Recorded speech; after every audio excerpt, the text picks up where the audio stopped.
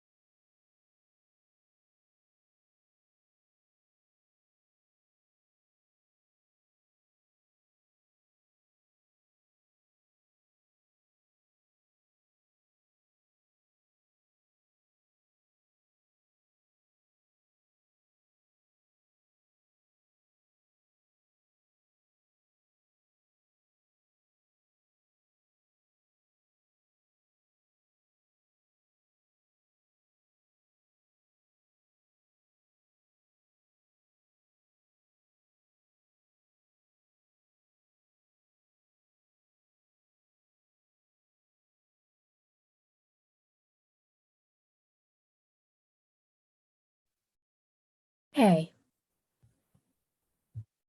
welcome everyone. So just a reminder to please make sure that you stay muted unless you'd like to ask a question, but you may also feel free to use the chat function if you're on Zoom rather than calling in. And also feel free to use the raise hand function, and I'll try to keep my eye on that as best I can. And then we'll also have plenty of time, I think, for there to be some interactive discussion. So you can also hold any questions to that point. Okay, so before we get started with the more formal presentation today, what I'd first like to do is, for those of you who are less familiar with the Prevention Research Centers, just an overview that the PRCs are a network of CDC-funded academic research facilities across the country that study how people and their communities avoid or counter the risks for chronic illnesses. And our PRC at GSU is headquartered on the Clarkston campus. And we're working with community organizations, state and local governments, residents, and other partners in Clarkston to develop, implement, and evaluate culturally and linguistically appropriate interventions to address health disparities, particularly among refugees, immigrants, and migrants in the Clarkston community, and to disseminate that work to community, states, and at the national level as well. So as you all hopefully know, our featured speaker today is Alastair Pullen. And Alastair, I'm going to go ahead and stop sharing.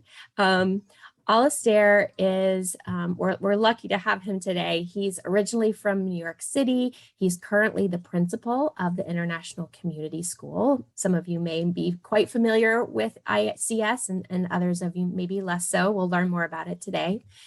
He's worked in charter schools for over 10 years and served as a Teach for America Corps member upon completing his PhD at Emory in 2012. And he also has degrees from Colby and Harvard. And he's passionate about creating innovative educational opportunities for underserved communities and continues to be involved in bringing awareness to the following various social issues: transgender rights and education, culturally responsive pedagogy, and refugee and immigrant well-being. So you can see clearly he's going to be a great fit for our conversation today. And at that point, I will turn it over to Alastair to do an introduction of himself and his colleague who's with him today. They're going to start with kind of a more formal presentation, and then the three of us will have some opportunity for some discussion and then questions from all of you. So I'll turn it over to you, Alastair. Thank you so much, Ashley, and thank you to all of you who are here on this Zoom call today. We're excited to share with you a little bit about ICS, and then also, I think, really looking forward to the Q&A portion of this where we can dialogue and discuss best practices and best ways to support the students we serve here at ICS. I am noticing, Ashley, it looks like the screen sharing is disabled. Can you please go ahead and make that Absolutely. possible? All Okay, right, so you should be able to share now.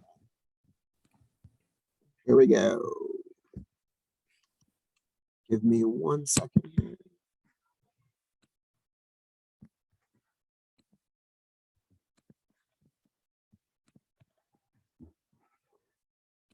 All right. Yep. Here we go. Everyone should be able to see the screen now. Yep, I can see it. Thank you. All right. Okay. So as Ashley said, my name is Alastair Pullen, and I am the current principal here at ICS. And as I was getting ready to share with you information about ICS, sort of some of our innovative features and really what we're about and what we do here, it felt not simply wrong, but just sort of unethical for me to be the only voice of discussion in this presentation, particularly as a person who's been here less than 6 months on the job, and as someone who is new to this community. I really wanted to make sure that all of you had a chance to hear from one of our longest running staff members here, who has been an integral part of ICS, and that is Miss Htwe Htwe, and she'll do a more formal introduction in a minute.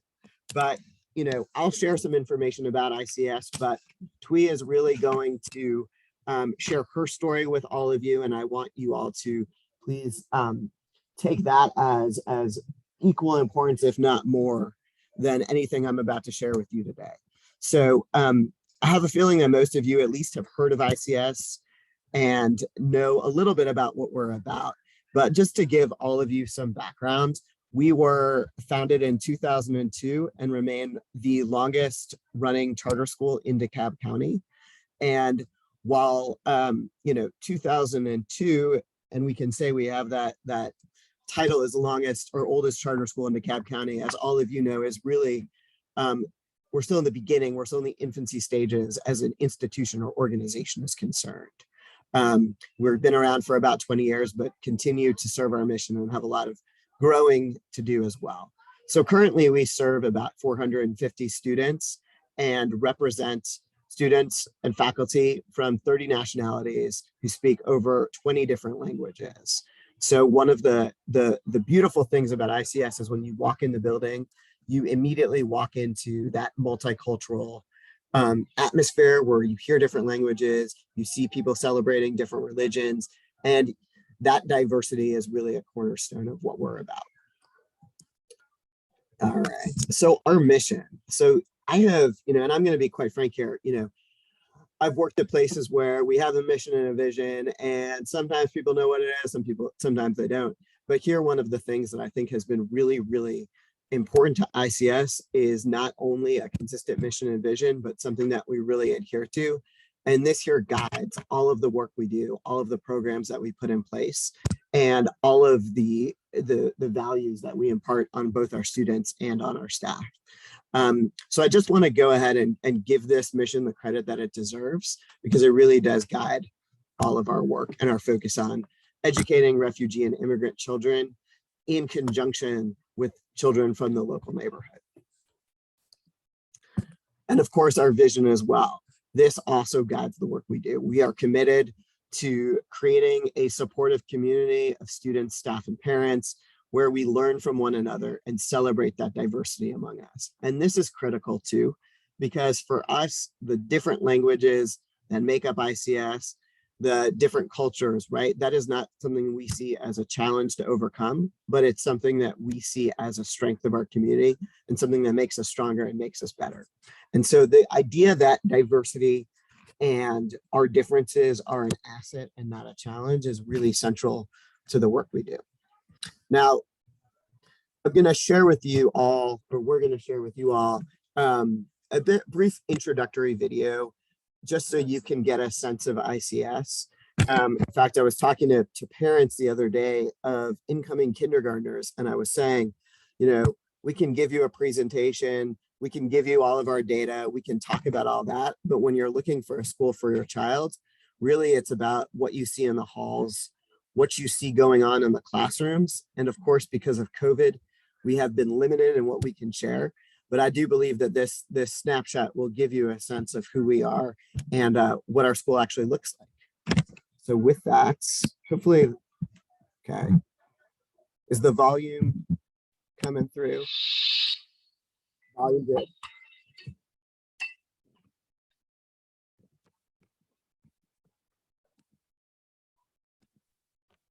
Actually, no. I thought I could hear it, but I can't hear anything. Yeah. Okay.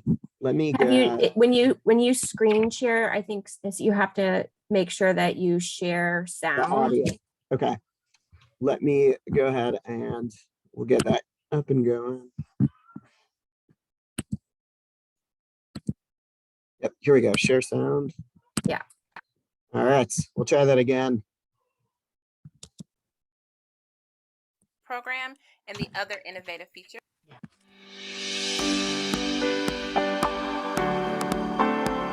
Hello, my name is Diamond Jeffries, and I'm the assistant principal here at International Community School. I want to talk to you a little bit about the IB program and the other innovative features that ICS offers. So first, we are an IB school. When I say that we are an IB school, that means that we are an authorized international baccalaureate school. This is a very great feature to have in a school because that means that the education that students are receiving here at ICS makes them fit to globalize the world. Not only are they going to grow intellectually, but they will also grow emotionally. They will grow personally, and they will develop those social skills that will really push them forward. One way that we continue to integrate this is through our transdisciplinary themes, meaning that we are teaching a lot of real life themes with a lot of our content and bringing in that real life aspect. Another thing that we do each week and each month is that we highlight the IB learner profiles. The IB learner profiles highlight character traits that make students strong leaders, and we celebrate those students as they exhibit those traits throughout the school year. The last feature I want to talk to you about is our specials and the other activities that we offer here at ICS. So as an ICS student, students are able to engage in physical education, students are able to engage in music, and students are also able to engage in art. Being the linguistically diverse school that we are doing a lot to celebrate all of the languages and encourage students to actually use their home language while also celebrating all of the languages around the world.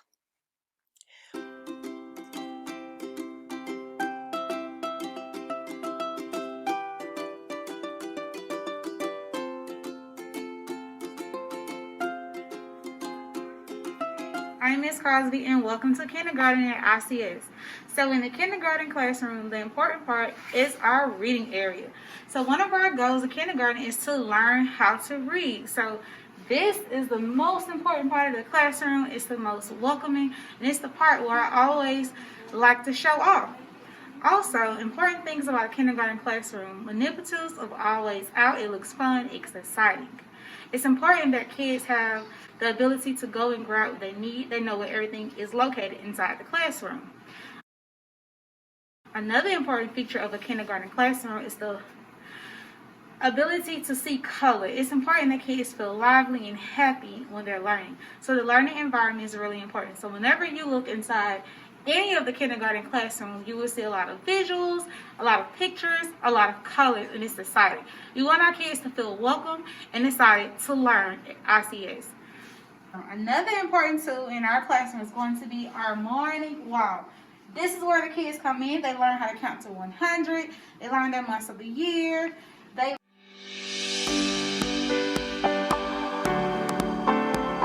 Hello, my name is Diamond Jeffries, and I'm the assistant principal here at International Community Classroom. Manipulatives of every single part of our kindergarten room to teach our There students. you go. Look at that back. Our There we ICS go. open house.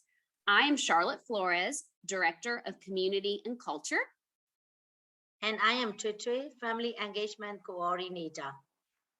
And we're here to talk to you just a little bit about many of the ways that our families are engaged and supported here at ICS. And we have an oven recipe food co-op. And also we have a ICS pantry that is we helping to our community and one family at the time. If we have like food, clothing, and personal hygiene, baby supplies, and household items as well. We also, through our Community Resource Center, sponsor different workshops that families have asked for. We surveyed families to see what they might be interested in. And this year so far, we have had one on how to help our students with anxiety and mental health, brought to us by Positive Growth, one of our sponsors and partners. We also had a pediatrician, Dr. Kanji, discuss COVID-19 and vaccinations and all kind of answer questions along those helplines. We are super excited to be able to host a free COVID-19 vaccine clinic that's going to be coming up at the end of January for folks, and we are super excited that have that available as well. And also we have a Toy Market Day in December 15th, and it was huge success. And also the family need to pay only $1 to $5 for the toys. And also we have an international holiday market sale, and all the students and teachers and parents also, they sold things. And we also like a really huge sale that day too. And we have a huge UN Day, and then we celebrate like different dances, and we have a food and dance and the performance as well.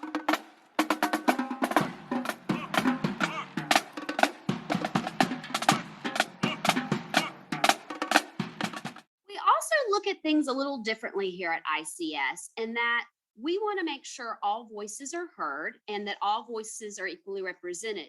And so instead of kind of your traditional PTO, PTA, IPSO, we actually have a multicultural family council known as the Beloved Community Council. And with that, we have representatives from each of our 6 largest language groups. And so that way, those folks get feedback from their communities and then come back. And then as a whole, we are able to hear from different points of view to make sure we're addressing the needs and hearing the voices of all of our families.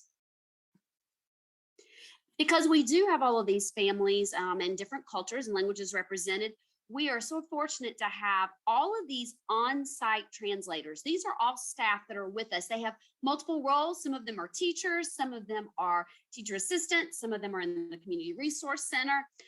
We have all of these at our disposal to be able to access these different languages right there at ICS, and then also have our language line that we can access any other languages that might be needed. So we have many opportunities for families to be engaged and supported, and it's definitely one of the things that makes us unique here at ICS. So we can't wait to hear from you, and if you have any questions, to let us know. Thank you.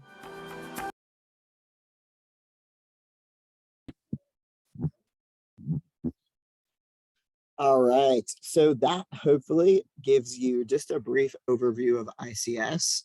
And of course, it doesn't do any sort of justice to being able to bring all of you in the building and have you experience it for yourself.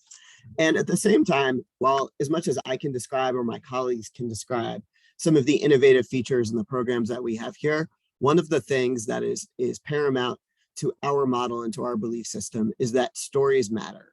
And we believe in elevating differences and elevating those stories and giving people a chance to share. And as I sort of started off in the beginning, I mentioned that you would be hearing from Miss Htwe Htwe, who you met a little bit in the video, but I have her to the right of me right now, and I'm going to give her a chance to introduce herself and share with you her role at ICS and also what this community has meant to her over the last 17 years.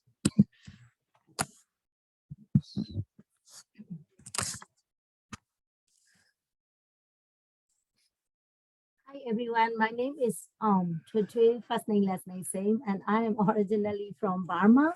Now they changed the name Myanmar, but it's now the military take over, so it's still they are like fighting in our country. So also my position is family engagement coordinator. This is the new role for this year for me, and before I'm assistant teacher. So I came here in 2003 with my family, but before 2 years ago, my husband, he came first. So I just came with my 3 children.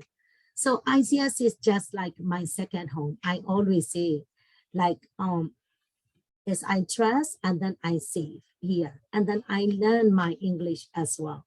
And this language is my second language. And then I came here, I have no English at all. So ICS is really like, you know, like teach you and everything.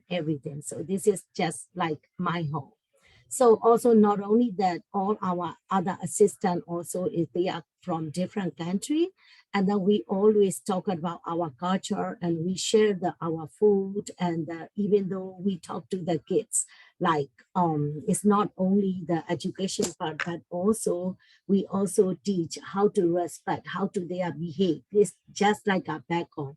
So and then we just give them the, you know, the warm hug and everything. So over the COVID time, we really miss, because we use a lot of like hands, the culture part. So we like to hug. So kids also miss us. So ICS is very important for us also. It's not only for us, and then for the kids, they love it. They don't want to leave, even though their parents also, they told us, so why don't we open the middle school? Because they just want to leave their kids here.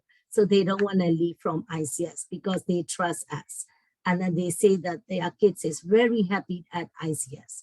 And that ICS is how much important for them, because we care about them. You know, it's like, it's every teacher, even though outside of the school. So such a wonderful school, this school. So everybody, if you have time, maybe next year we have a UN Day. We would like to invite you to come and look at it, because we have like a different food and different culture, and you will see the different everything, like dance and performance and everything. So I want to talk about my story a little bit, because I don't want to keep time longer also. So when I came here with my 3 children, because this is my first time to away from my home and my parents and everybody. Every time I came here, I know nearly 20 years. Every time I'm talking about my story, I have like emotional. It's just, you know, remind me and come back. So that is my first time, and then I don't know, I have chance to go back to see my parents and family. So it's really hard for me to came out from my country, especially the language. I have no idea, because I'm educated in Burma, but language is not my language. So really hard for me and scared also, because me and only my 3 children. My daughter was 3 years old that time, and then my elder son was like 12 years old that time. So we have also a lot of transit, and this is like 24 hours is different, Burma, from Burma to here. So when I came here, so 2003 I came, and then also I have a like really the bad story. I have miscarried and so many problems. We don't know anyone yet. So it's where I live apartment is next to the ICS. So we found the ICS for my children. So my husband went to see around, and then we saw the ICS, and then we came, and one day I have the miscarriage. So I don't know that time. I got stressful and depressed. So I'm stay home by myself that time with my 3-year-old daughter, and we don't know where we need to send her to the preschool. So one of the parents and counselor and family member, they came to my house and they support to me that time. So, and then I know the ICS that time. So they tell me to come and volunteer at ICS. So I drop my kids and I just volunteer, which is, yeah, the end of the year of 2003. And then I keep volunteering and they hire me for assistant position in 2005. And then I learned like little by little, and then I stay learning. And also we have also different translator. So now we have like 6 different translator at ICS. And then now I'm lead to them. So who the community, whatever, we have a workshop or the parents teacher conference who need it, and we support to the family as well. Do we need to? No. Is there anything else you want to share? So yeah, so now my children have grown up. My older son is 32, and then he lives in DC. And then my second son is in Marine. He is captain now. And then my son is also because I forgot whether he was because he got just promotion in International Republican Institute Program Officer for Myanmar, diplomatic in spreading democracy. So he got this promotion, new promotion. And then my second son is in the Marine. Now he is captain. And then my daughter also, she finished in Berry College. And then now she is keep doing for her MBA. And at the same time, she's working sexual assaulted center. So we are happy to stay in this country now, and then we save, and then our children have a good education. So thank you so much for listening. Thank you, Htwe.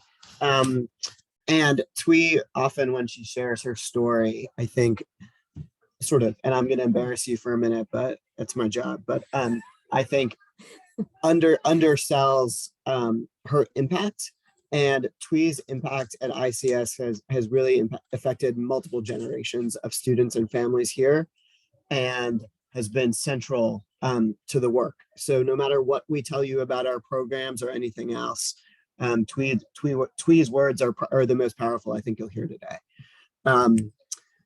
And moving on, of course, as Htwe mentioned, and as you heard in some of the in the video clip as well, some of our signature programs that really make, I think, ICS stand out from other schools and other charter schools in particular are, in general, just our approach to how we see our diversity as a strength. So you heard about our beloved community council. We do not have a PTA, and that is by design. What we have found is that when you look at PTAs and you look at historically, in charter schools, who tends to be the voice of PTAs? It tends to be people with resources, people of privilege who often speak on behalf of an entire group of people whose experiences are often different from the ones sharing that. So we have been very intentional about having what we call a beloved community council with equal representation from our 6 top language groups, which are Burmese, Nepali, Arabic, Somali, Hindi, and English, with equal representation. And that is very intentionally by design. We don't want our parents of privilege who live in the neighborhood to be the ones who are the voices on that PTA speaking on behalf of everyone, quite frankly. You heard a little bit about our Community Resource Center, which fits in line with our holistic approach to education. So we support children at this school, but we also support their families. So we have a food pantry, we have clothing available, we have urban recipe, and we run all of these programs really through a lens of dignity. So we are not suggesting that you automatically need something. We intentionally designed our toy market to give parents an experience of shopping, right? So we weren't simply making an assumption that you couldn't afford something and everyone gets something. No, we set prices that were low and fairly affordable, between $1 and $5, to give parents and give families that dignity and give them the experience of being able to shop for their kids for the holidays. We have a telehealth program, which is 90% on its way next year, which will allow our students to not only, of course, visit a nurse in a traditional school, but also receive visits and receive care through a virtual doctor and virtual medical system right here on site, and we're really excited to launch that. And then, of course, our 2 signature events, which Ms. Htwe talked about and which you heard about in the video, which are UN Day and International Arts Festival. Now, we had planned to share a segment on UN Day, but I think for the sake of time, it might make more sense just to sort of stop right there and open it up for questions and just conversation at this point as well. So we'll go ahead and do that if there are no objections to that, and just take it from there. Yeah, that sounds great. Thanks for that overview. And you can tell from the slides and the video just like what a colorful and lively, diverse place ICS appears to be, and just the passion that comes through from both of your voices. So thank you for that. Why don't I'll go ahead and maybe pose a question to you all, and then those of you from the audience are welcome to chime in any way you see fit. I guess I'm interested to start off and ask you both about what challenges you feel ICS faces, and specifically any challenges that you think come up for you socially, interpersonally, pedagogically, in terms of serving and teaching refugee, immigrant, migrant youth?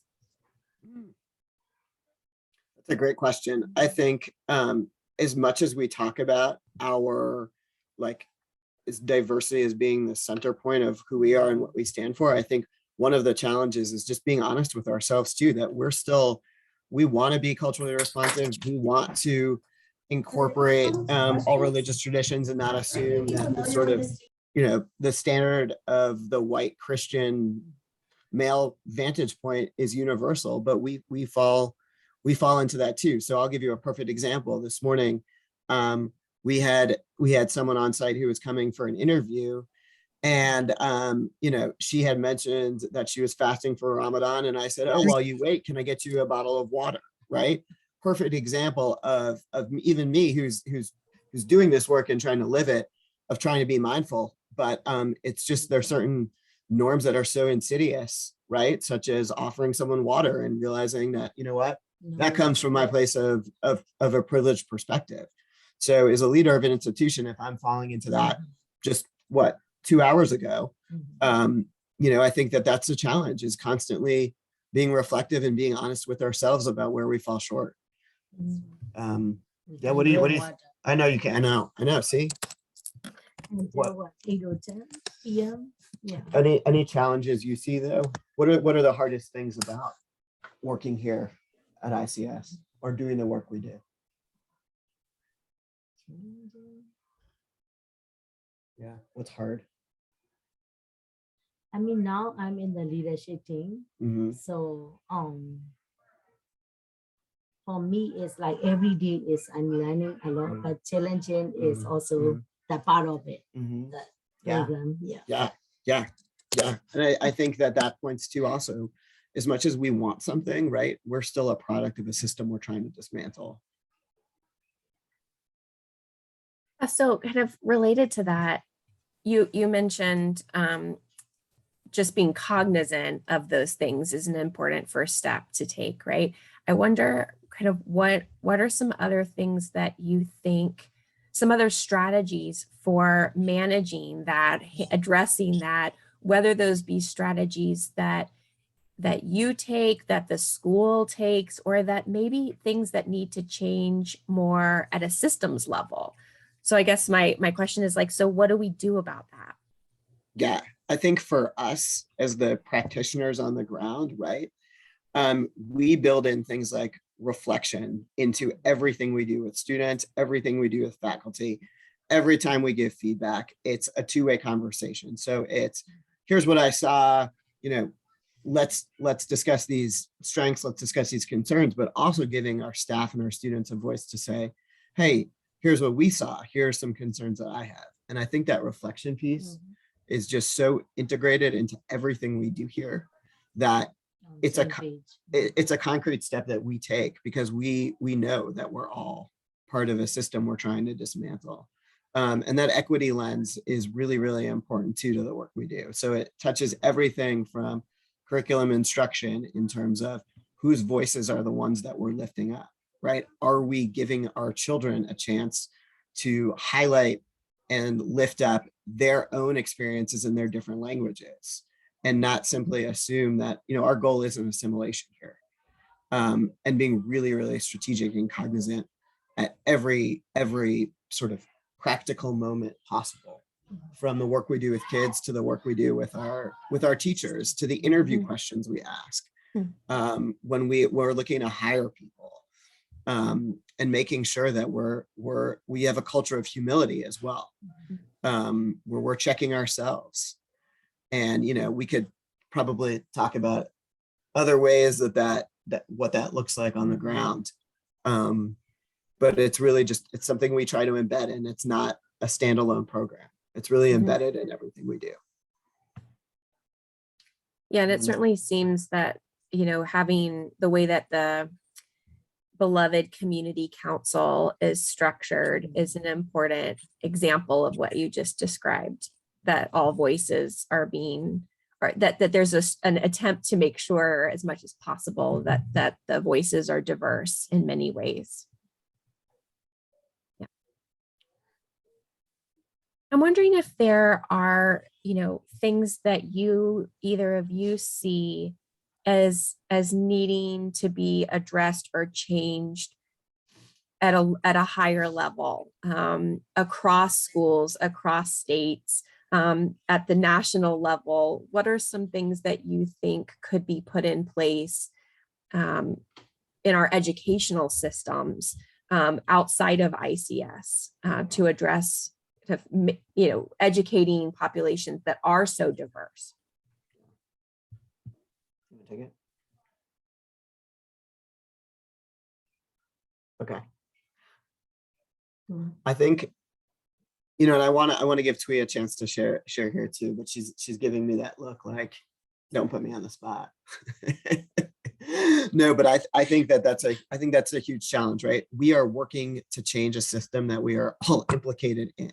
There are certain things, as much as I would love to, you know, critique the role standardized testing plays in how we evaluate our children's knowledge and experience. As a charter school, we are held to that standard, that same standard. In fact, as a charter school, those standardized tests mean more for our ability to keep our doors open than they do for a traditional public school. So every 5 years we go up for, we have to be reauthorized. And what they look at is that CCRPI score in those standardized tests. So I think, just a challenge, first off, a challenge beyond ICS, I think, is the metrics that we use to judge student success, hands down.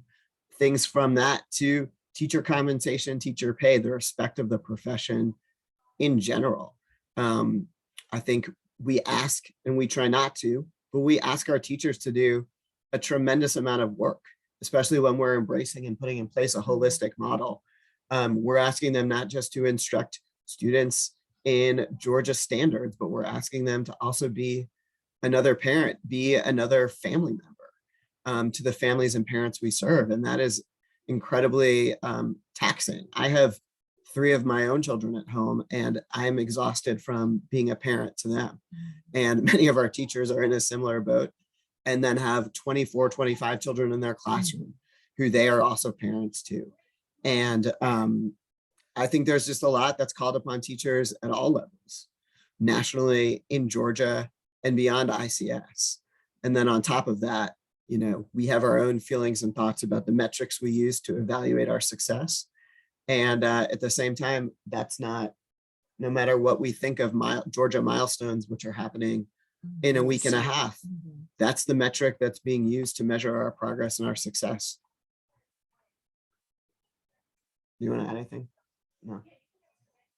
Okay.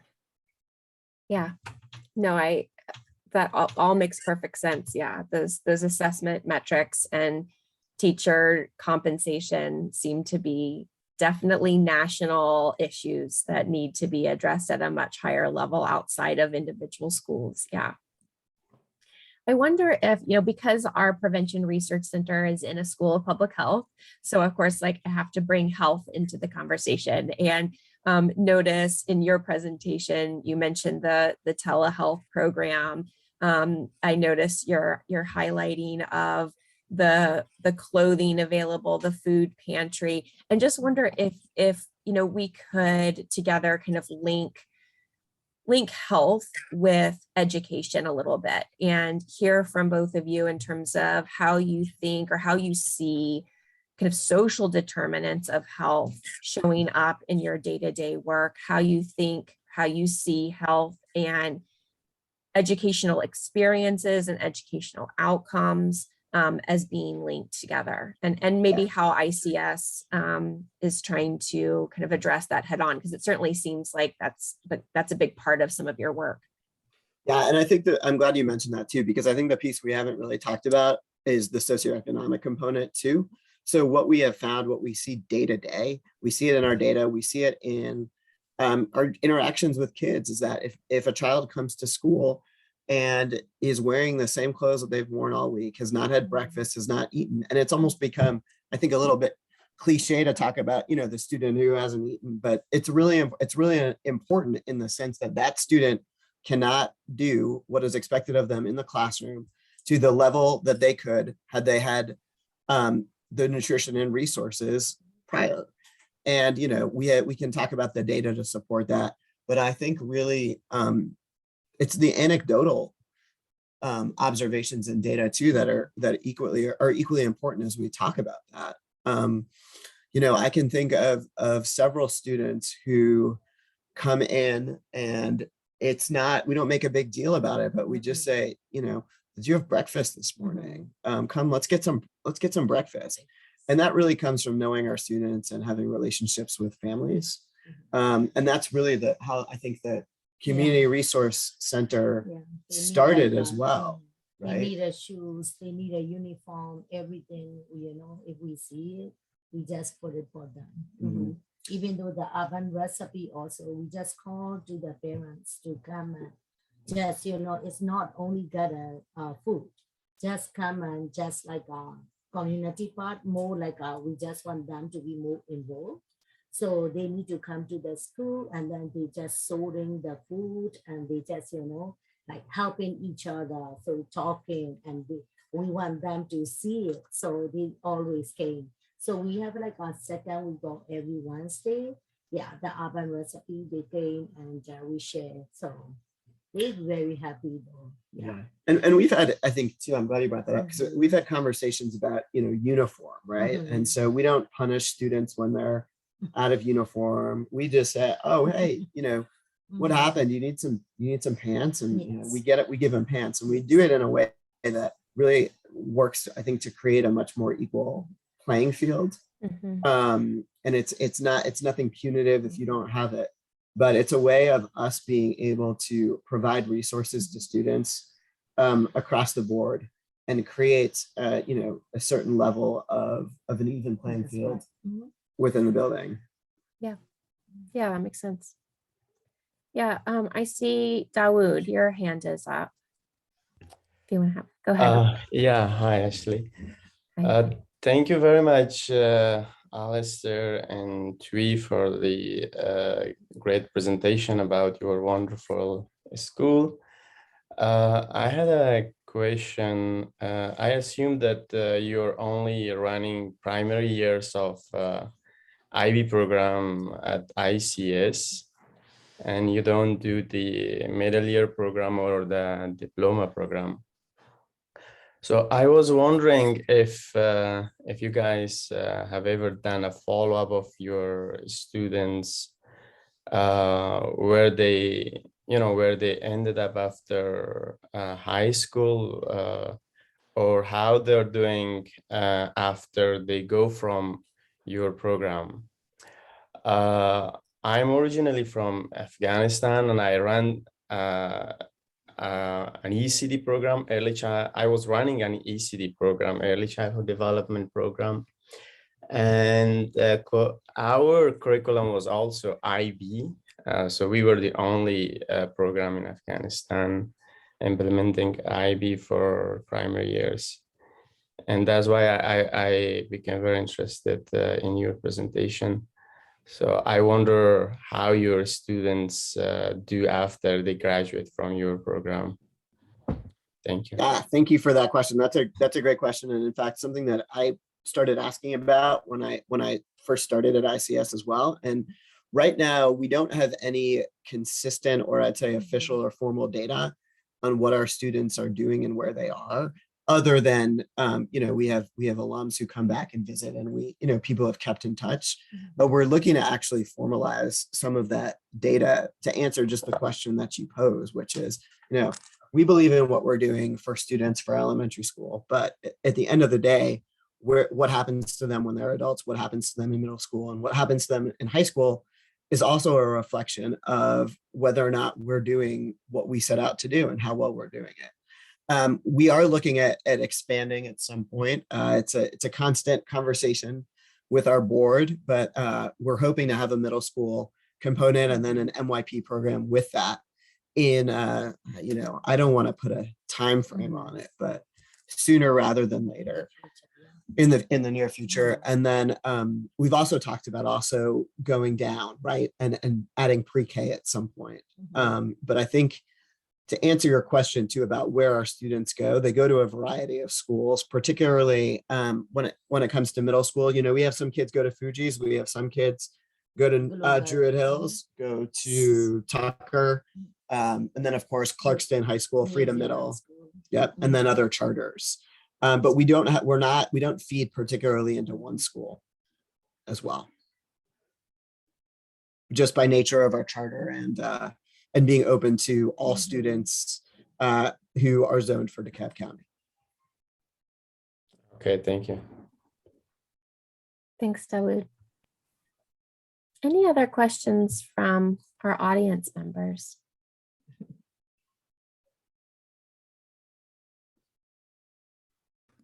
Hi, I have a question as an English teacher. I was hoping you could elaborate on your language policies with the students, because, obviously we want to encourage students to be proud of their cultural identity and linguistic backgrounds, but also as someone who's taken a lot of coursework in ESOL, the conventional wisdom is immersion, limit students to just speaking in English. So I'm just curious how you strike that balance. Yeah, I think that's a really good question. Did you come to one of our volunteer days? Yeah, I came on the 9/11 volunteer day. That's right. Okay, sorry, Katie, you look really familiar. That's why I was trying to place you. Yeah, I think that's a really good question again, right? It's like, what's the line between, immersion and assimilation? I would say that we believe in an immersive experience for learning English. That's important, but we're not asking our kids to assimilate. And so I think for us, drawing that distinction between immersion and assimilation is really, really important. And we're very clear about that too, right? So we want our kids to be successful in school. We want our kids to learn English. We have a whole guided reading program and a whole ESOL team that works specifically on that piece. And so while we talk about that, we talk about the importance of being in an immersive environment. We're not asking our kids to assimilate. And having that distinction, I think, has been really sort of critical, at least for us and how we approach it. I don't know if that answers your question or helps give a little bit of perspective or insight there. So I guess you're saying you don't, tell students, oh, in the classroom, we only speak English, right? Right. Okay. But right. Of course, all the content is in English, right? And everything. So that's kind of the balance, is you allow them to speak other languages, but the content obviously is just in English. Yeah, and I think too, right, and as an IB school too, valuing those other languages and giving them a chance to share what what a word or concept means in their home language is something we encourage. We just continue with English as the means and mode of instruction. Yeah. Thank you. Thanks, Katie. It's an interesting discussion. I think, in our last few minutes, I want to just finish with a question about best practices. So for others on the call or viewing this recording later, who are interested in educating refugee, immigrant, migrant youth, or are wanting to do this in the future in some way, shape, or form, what are some best practices, do you think, that those involved or maybe getting involved in the future need to keep on their radar? Yeah, I think from a logistical and sort of pragmatic view, the most important piece for us from an instructional lens has been to differentiate our instruction and frequently assess our students so that we know where they are and what they need. I'd say in a larger picture, really making sure that mission and vision that I shared kind of at the beginning and our value in the diversity of languages, that is really integrated into everything we do. From, like I said, everyone we interview to every conversation we have with teachers, making sure that we are sort of undoing some of the systems that we've grown up in. And I know that's broad, and I know that's kind of, I studied philosophy, so forgive me if I go on these broader sweeping statements, but I do think it impacts the work that we're doing and our approach. As far as other sort of logistical or more pragmatic best practices too, I think teacher training has been, and consistent teacher training, just in culturally responsive practices and teaching English language learners has been key, because it's not a program we have, it's not something that we do extra. It's really integrated into everything we do. So our staff and our students don't see it as something new to learn. It's just who we are and what we do. Yeah. Yeah, I was just thinking when you were mentioning training, something that's come up in our previous webinar with the Global Village Project. There was some discussion about not just kind of culturally and linguistically tailored trainings for teachers, but also trauma-informed work.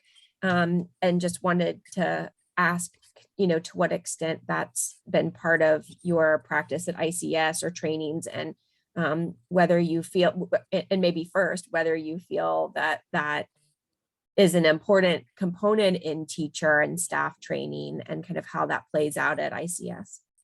Yeah, no, I think it is. And I think we're all in a really unique time right now where we're coming back from COVID. We have been virtual. We've been back in person. We're doing that sort of dance right now. So, I think, to be honest, we're still seeing what that trauma looks like. And I think that trauma looks differently with the additional layer of COVID on top of it. And, I don't think we have that. I don't think we have it figured out. We're looking to get our telehealth. We're looking to have mental health services as well. We're looking at, we have our counselor and our director of culture, who you heard from earlier, putting on programming with our beloved community to talk about things like, what does trauma-informed instruction look like? What does anxiety look like? How are there different cultural understandings of how you deal or handle anxiety, and all sorts of stuff. So I think it's a really deep and multi-layered issue that we are still figuring out what that looks like, particularly amidst COVID, where we have children who haven't been in school in 2 years, and this is their first year back. Yeah, a lot of challenges. Yeah. Any other questions from the audience? Always try to finish up with virtual meetings with a few minutes to spare. But I see, Dan, you've popped in video. Go ahead. Yeah, thanks. And thank you for the presentation, really informative. I'm curious, I work with parents and of younger children usually than school age. And I'm wondering how, at your school, your approach to working with parents who are obviously have to support their children is different than it would be. Have you made adaptations or changes to how you help parents support their children? Yeah, that's a great question too, because, and it looks a little different right now because we don't have visitors on campus with COVID and everything else. But imagining we were back in our pre-COVID life, one of the things that ICS has done really successfully to get parents involved is by literally opening the doors to that community resource center. And I'll let Htwe talk about that in a minute, and just providing services from everything with like help to like reviewing resumes to, diapers to just everything that a parent might possibly need as a way to, not only assist, but get them in the building and get them to see that we're working with your child, no doubt, but we know that your child's success is also dependent on you as a family having what you need.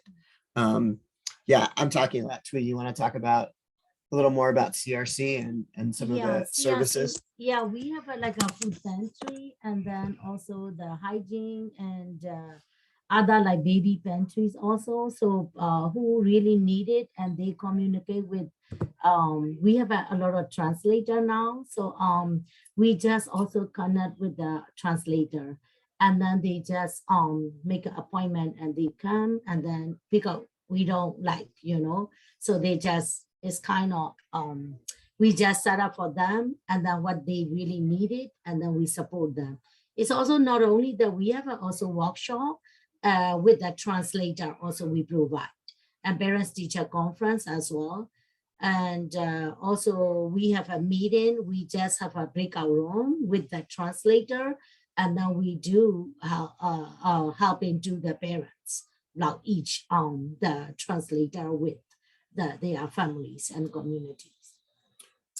And we also, pre-COVID used to do home visits as well. Yes, so at the beginning of the year, our staff, we would split up and we would go out and just introduce ourselves and meet families. And we look forward to hopefully resuming that, coming soon.